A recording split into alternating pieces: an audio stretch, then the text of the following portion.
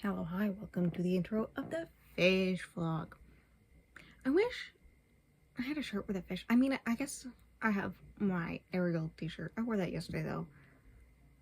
So, that's not happening. But I really wish I had one for this. The purpose of this one goes up on Bookish Besties birth month.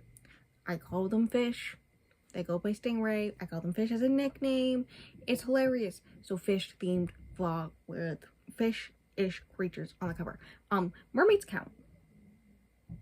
Mermaids count.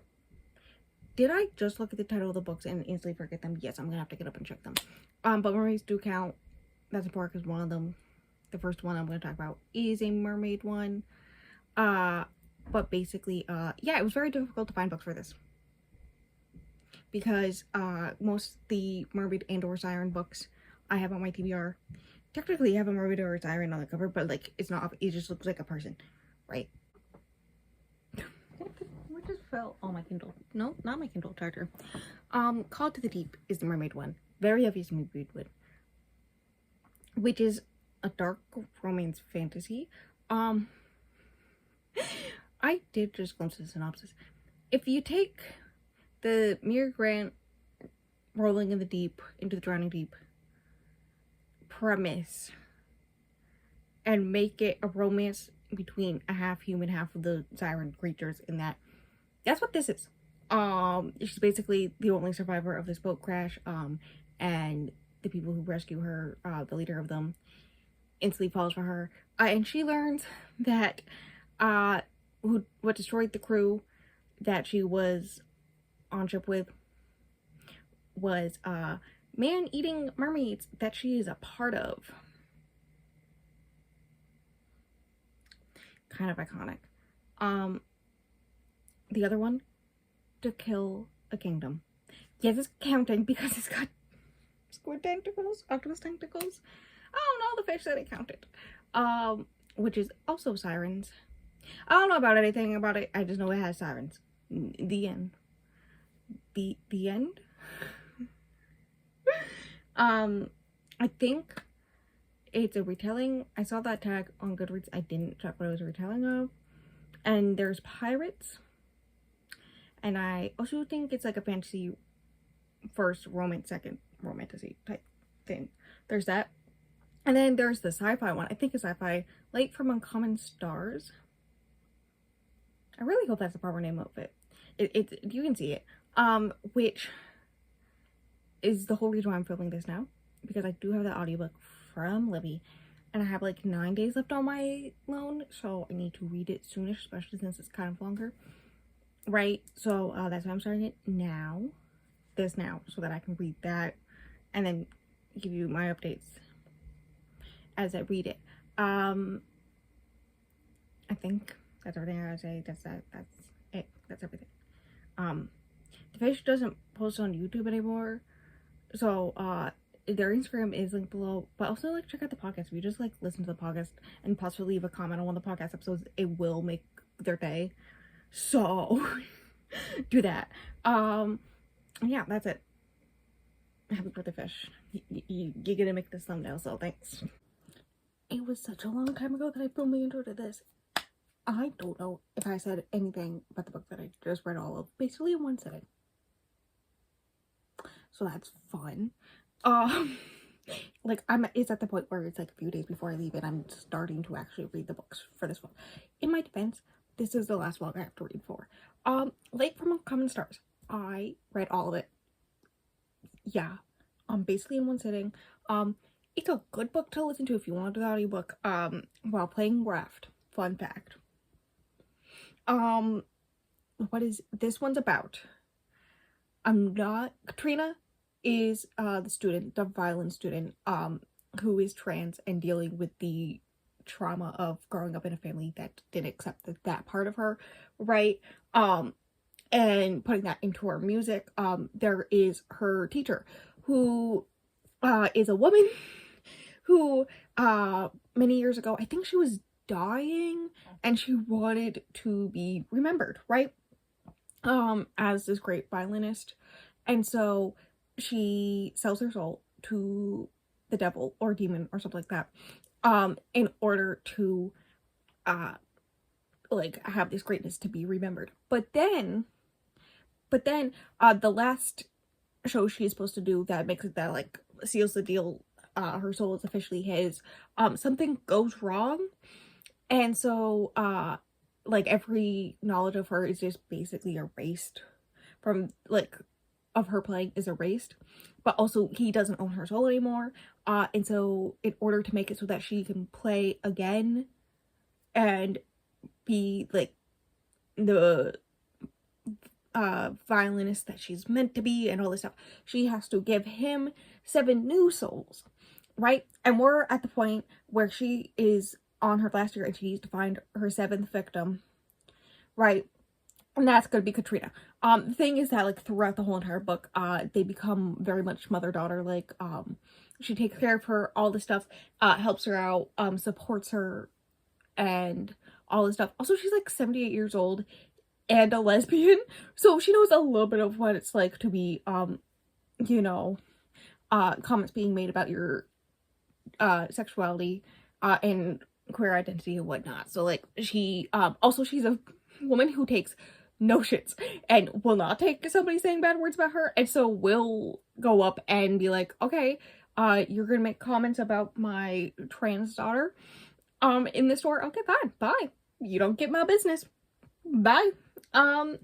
And you know, also she does tell off people, which is great, which a big part of that is her teaching Katrina that she has a voice, right? Because she's never felt like she's been able to have a voice, right? And so and a lot of that is told through the way of naturally having a mask voice and voice therapy and stuff like that, right? That trans people go through. And so that whole aspect is a thing that like is touched on. A lot of stuff is like touched on, like it doesn't go into like blatantly telling you, hey, the whole reason why at the end of this book Katrina is able to stand up for herself and her basically mother figure is because she watched his mother figure for the past like 6 months or something like that, stand up for her and speak up for her, but like it's obvious that's what's happening, right? And then also at the same time, the teacher, known as the Queen of Hell, is also, I forgot this, sometimes I would just forget, like, it would just be like normal demon does and violin stuff, and stuff about gender identity, and, the adversity people face when it comes to that. And then occasionally you get the fact that the Queen of Hell is kind of dating the owner of slash man, like runner slash single mother of a donut shop in town, who is also a captain from outer space from another planet. Like she's a literal alien who escaped war, intergalactic war, and is a refugee on Earth with her family. Like, occasionally that stuff would be brought up, and it's just like, oh right, yeah, this is sci-fi. Which is kind of funny. Yeah, no, obviously, like, it's to be expected that eventually, Queen of Hell, after getting really close to Katrina, and becoming, like, a mother to her, realizes she is willing to sacrifice herself, for her, right? And so, makes this whole plan, does a bunch of stuff, things happen. Yeah. And that's that. That's the plot of it. It's good. It's good. I like it. It's well written. I get why people really like it. I was not expecting the hypersexualization of the trans main character, right? Like, the way people sexualize her, right? It definitely gives you the ick. It definitely gives you the ick, right? And, like, it's explained in a way that she understands that. Like, she gets it, like, she understands how wrong it is, but also, like, she's not in a place where she can fight back, but also, sometimes she's doing it for money. Like, she is, that's what she does to survive at points. And, Queen of Hell understands this. Queen of Hell is just like, as long as you're safe. And, you know, artists have done a lot of things to survive. So, and there's that. Yeah, that's an aspect throughout the book. Main theme throughout the book. Book good. I think I'm gonna go with 3.5 stars. I liked it. It was good. I don't think the fish would like it. I get that it's sapphics in space, kind of. And I think, like, the violin aspect they would like.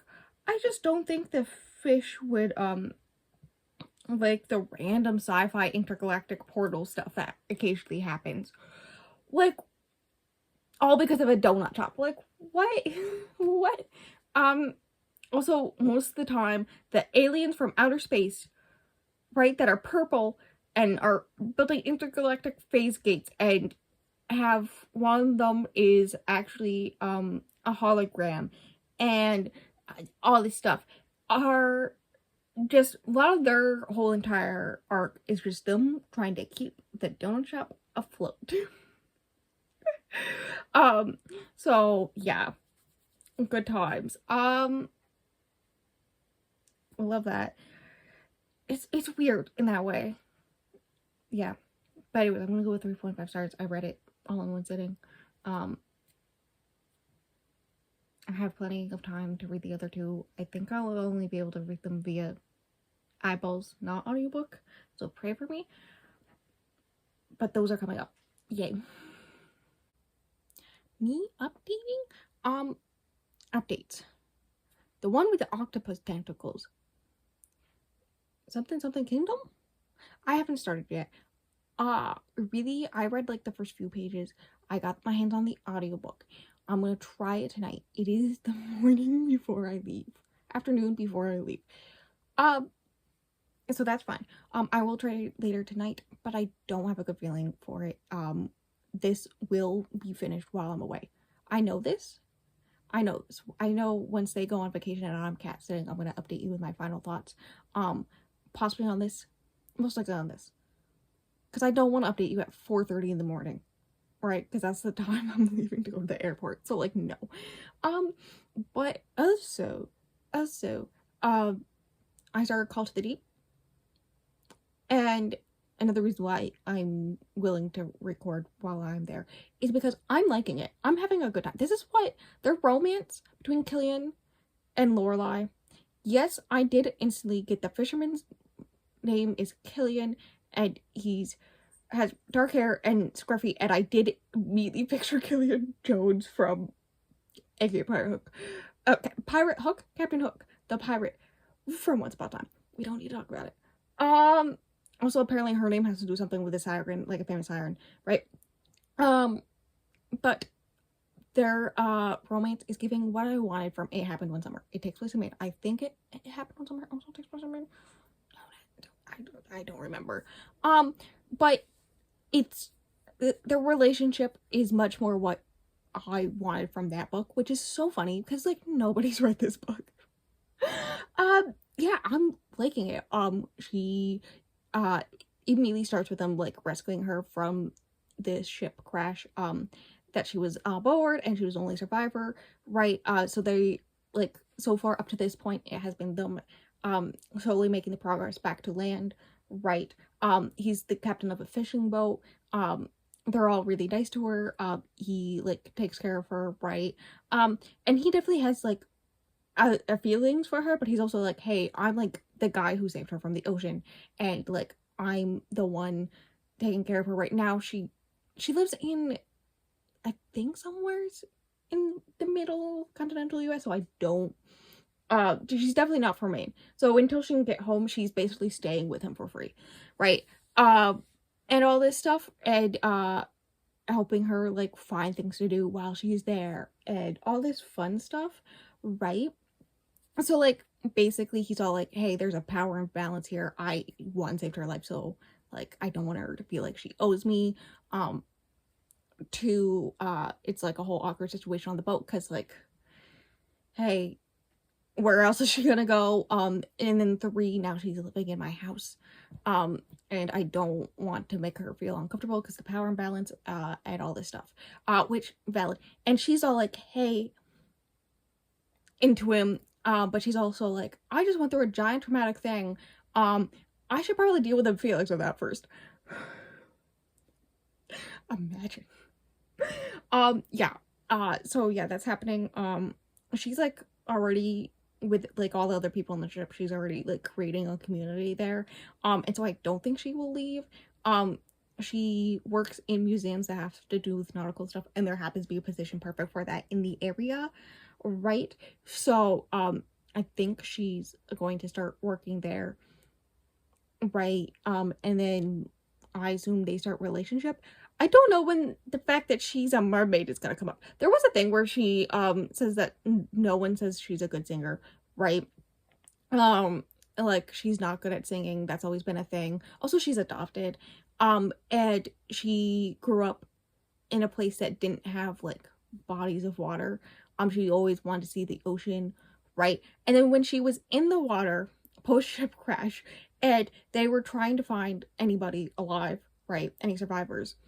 I mean, they didn't even find any other bodies. So, but when they were trying to find any survivors, right, he swore that he could hear some sea shanties being sung, and he thought he was going crazy because nobody else was hearing it.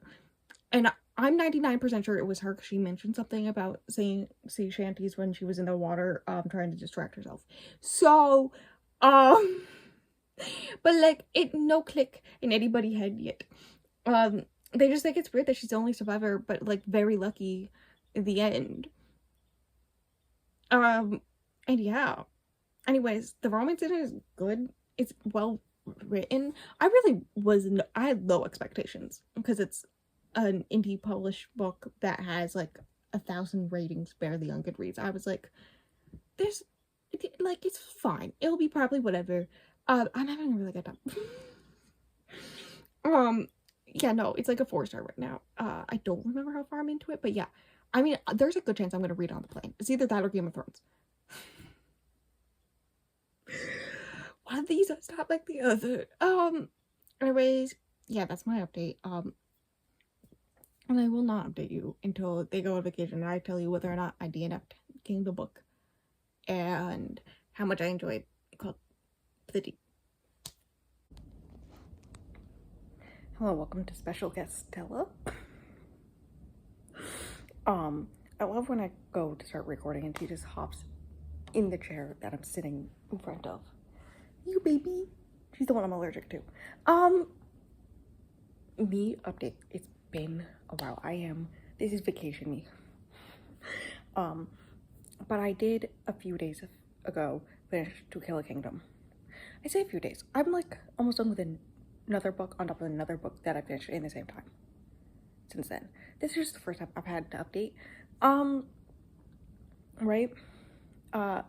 Me thoughts. Remember when I thought that I was gonna DNF it? Remember that? Because I do. And am I dumb? I got maybe 1 page in before I messaged the fish bestie, the creator of my thumbnails, and was like, hey, this is so you coded. Like, I expected it to be Salt and Sorrow, Sisters Salt and Sorrow, whatever the name of that book is, which is one of their favorite books ever. I was thinking something like that was gonna happen, so I figured it was gonna be them coded.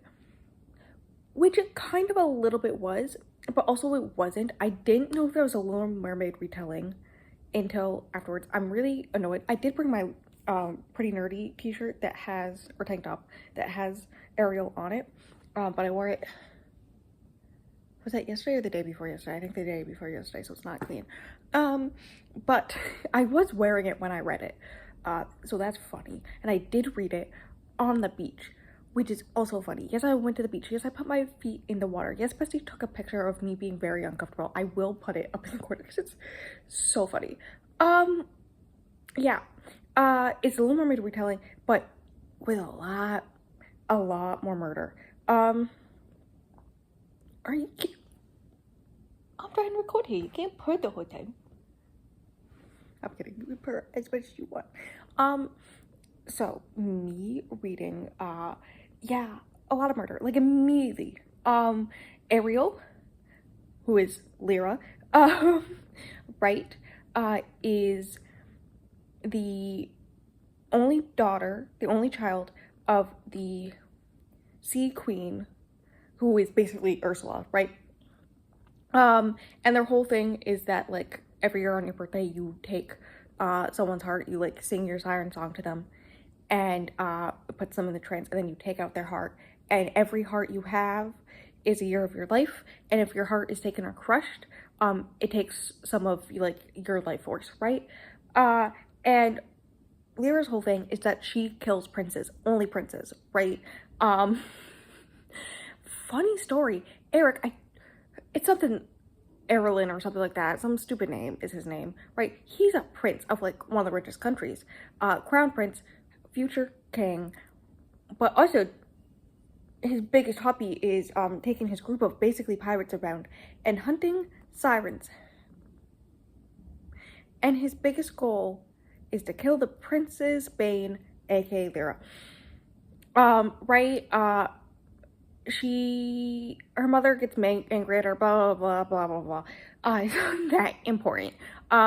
Basically, some stuff goes down. She ends up accidentally saving his life in an attempt to take his heart for herself to make her mother happy. Makes her mother even angrier, so she turns her human, and then he finds her in the ocean and saves her life.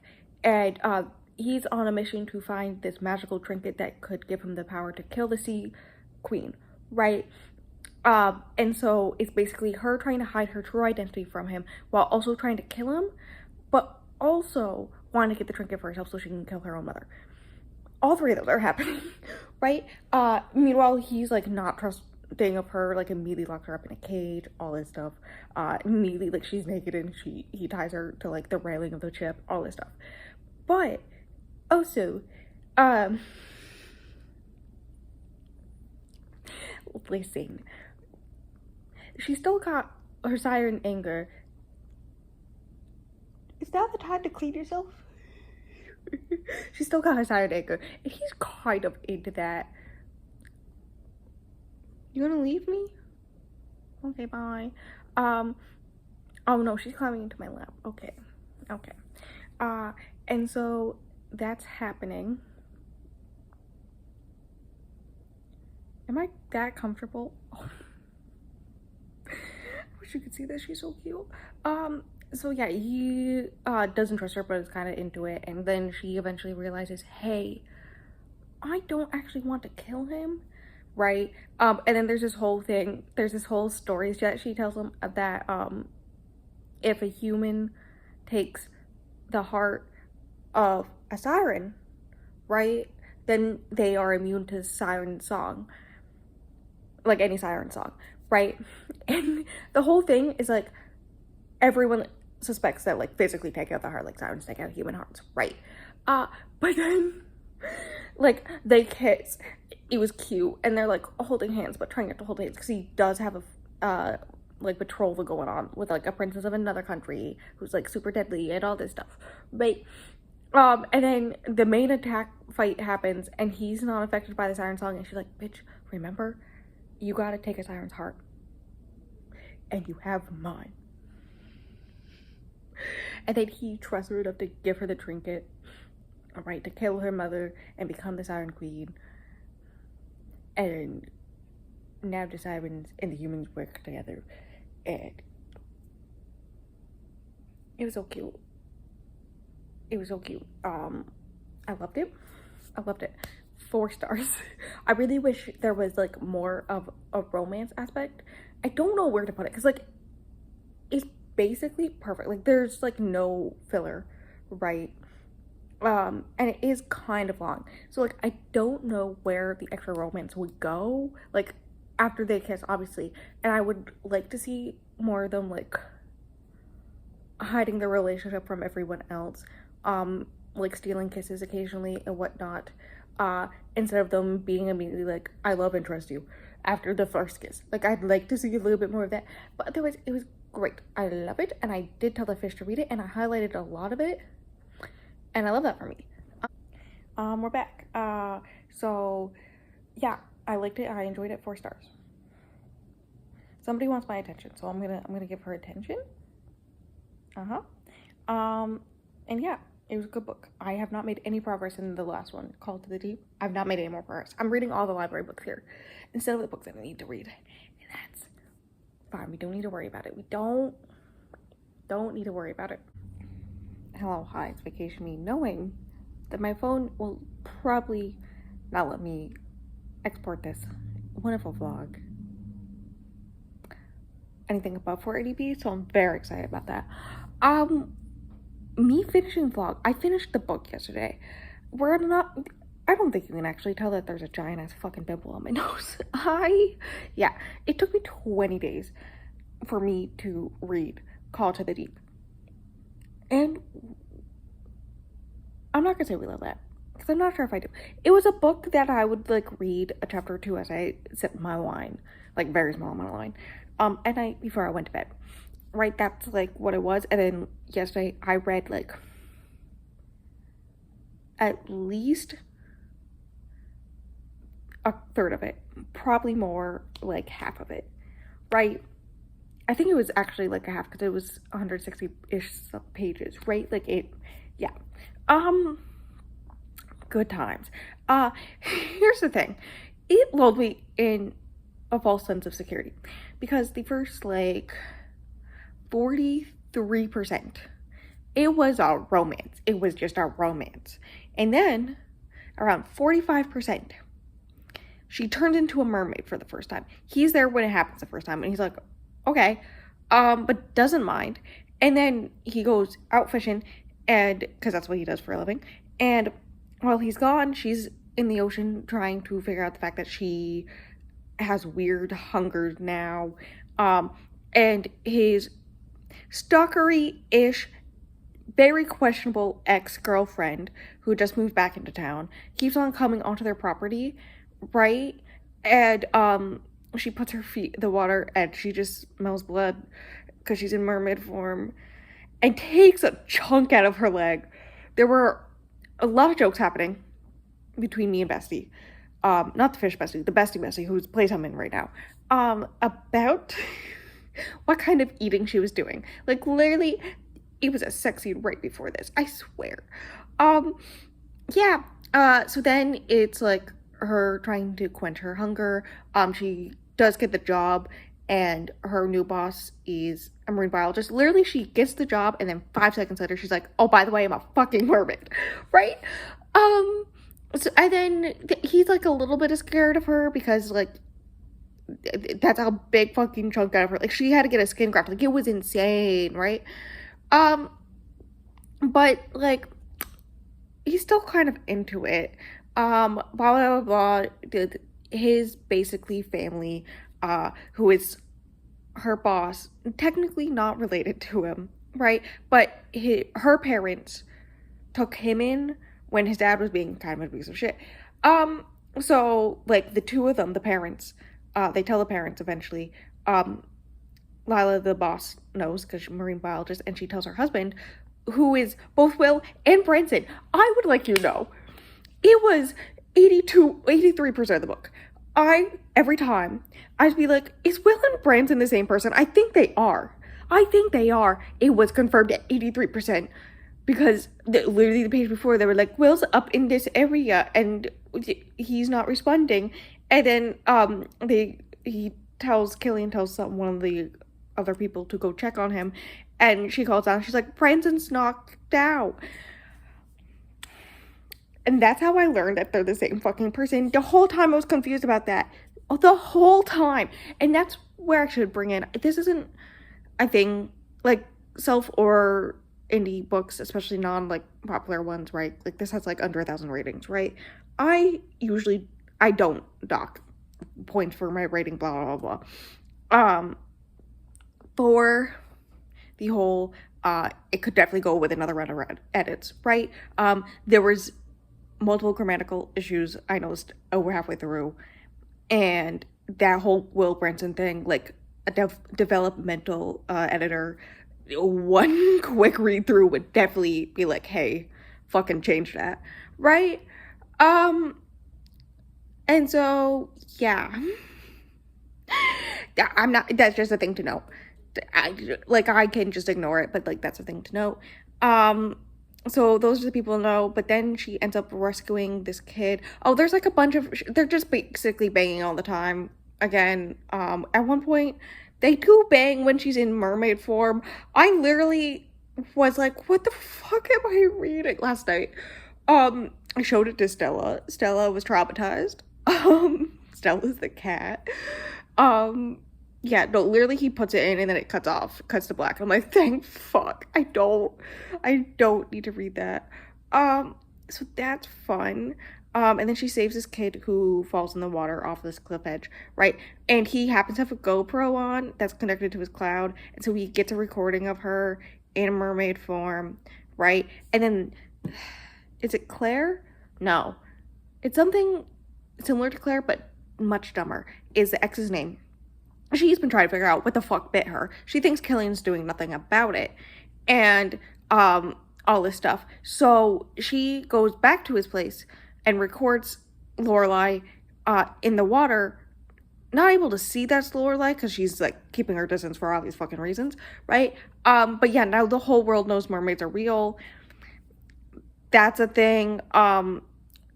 One of the reporters in town, right, who, like, I think was the babysitter for Killian or something like that, right, is able to see the full clip of the video that the kid posted on YouTube, in which, like, the full thing was taken down because, she's not wearing anything on the top of the cover. She is, but in the book, no.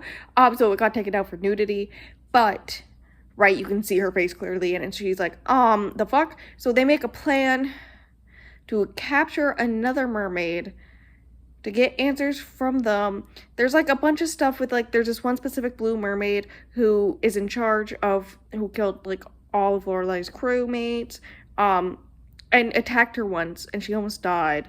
But she won the fight and she leads the mermaids, and they like have a general respect for each other, especially after she saved Lorelai's life from a merman. Mermen are evil. Let's just go with consent, not a thing to mermen. With human woman, and that's how Lorelai exists. Here's the thing. When this whole plan starts up, right, Killian does clock it once where it's like, hey, you guys aren't, like, these are sentient creatures, as close to human beings we can get, right? And you're treating it like animals, and that's making Lorelai uncomfortable. Right? Yeah, especially Lila, the marine biologist, and what's the other one? The reporter. Both of them fucking suck. Fucking suck. So they're questioning the mermaid. It's the same mermaid, that blue one, that they capture, right? They're having like a whole conversation with her, right? And they're really rude to this mermaid while Lorelai's trying to keep the peace. And like make this whole plan where they will give them the human meat substitute that Lorelai's been able to thrive off of and not eat people. Like give them plenty of that so they stop killing people, and then if they stop killing people, they'll stop poisoning the ocean, like that. Yeah, right? Like work together so they stop killing each other. And also Lila will work on figuring out why the mermaids have the sudden hunger for flesh, because that's new. Like that's within the past 2 generations. Like that's a little suspicious, a little weird. Anyways, part of that, she tells Lorelai how she was created, that horrific thing. And Lila and I think Jackie's her name, the reporter, are all like, well, Lila's all like, well, dolphins do it, so it's not that big of a deal. And Jackie's like, who cares? Every man's like that. And Killian's like, and she's like having a fucking panic attack. And they use very animalistic terms for this mermaid. And this mermaid is the only one to show empathy for her over this whole revelation. Yeah, that was an experience. And listen, I wasn't the biggest fan of Lila from the beginning. She was my favorite. The way she sometimes goes into full scientist mode when Lorelai needs a friend, not a scientist, right, is like really weird. Especially when she wanted to do like a gynecological study of Lorelai when she's in mermaid form. And she's like, no, that's fucking weird. Right? Like, within the first, like, hour of learning she's a mermaid. Like, sometimes when she's, like, a good friend, she's a good friend. But, like, a lot of the times when she's in scientist mode, she is the absolute worst. And I hate her when she's in that mode. Right? And so, that's a thing that's happening. And I just really don't like her character. Jackie's character, too. They make a deal with this mermaid. Blah, blah, blah, blah. Lorelai feels weird about all of it. Right. And also, there was a talk that Killian and her had where if she ever decides that she needs to leave, to go to him first so that he can decide, which he most likely will do, to follow her. They also do say I love you within a month of dating and knowing each other. That's a thing. Anyways, yeah.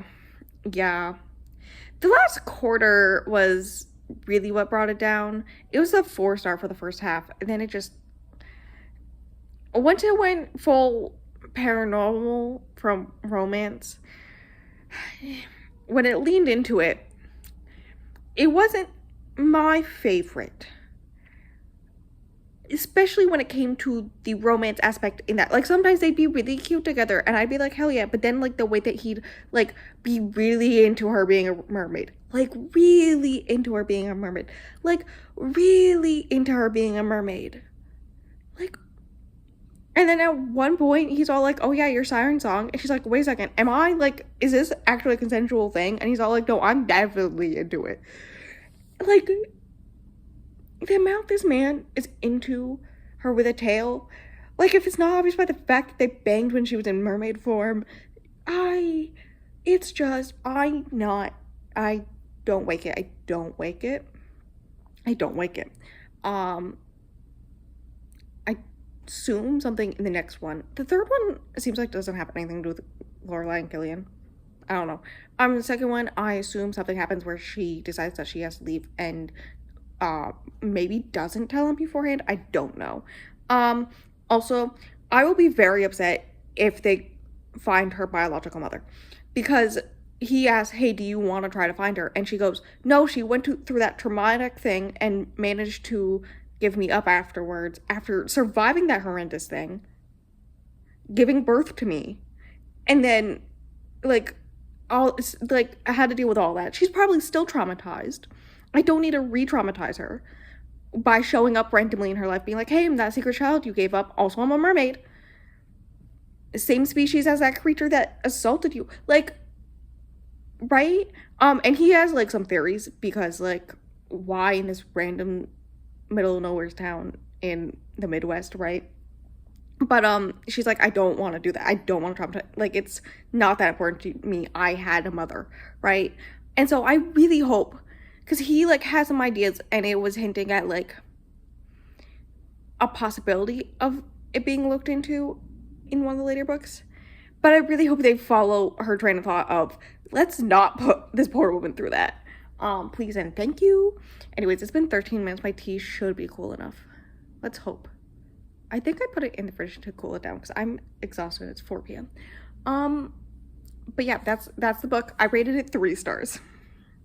The first 50% was like, the first 45% was like 4 stars. And it just slowly decreased as I was reading more and more. It was a little too wild for me. Will I continue the series? Yes. I did put it in my tracker. It is on the level of priority. I did put it under low, so there's that. So I don't know when I'll do it. But it is a thing that I'll do. I'm me, okay, right? Like, let's be real. It's fine, because I just started a book that's me finishing a series. So it's fine. It's fine. That's that. That's everything. I'm gonna go drink my tea. Thank you for coming to this vlog. My butt is falling asleep on this ground.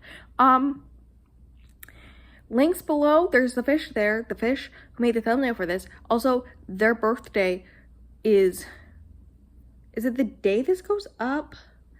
If the 31st is Saturday, I think so. It's the 7th. So it's either Friday or Sunday, or yeah, it's either Friday or Sunday, something like that. I know it's also around, yeah, it's wild. This is their birthday video. Yay. Next vlog, I think, is the one where I do a 24-hour reading vlog, so stay tuned for that. That's wild. Speaking of podcast Fridays on the podcast channel, link below, both the YouTube, and then there's also in just like the first link, it's the Spotify and the Apple Podcasts are options, right? And then also Fridays here, nights, me gaming videos. Yes, I did realize I'm only up until the last Friday here on pre-recorded on those, and that's fine. I'm not stressed about that. But that's a thing. Bada bing, bada boom. I don't want to edit this, but I will. I hate editing on my phone. And that's that. Until the next video.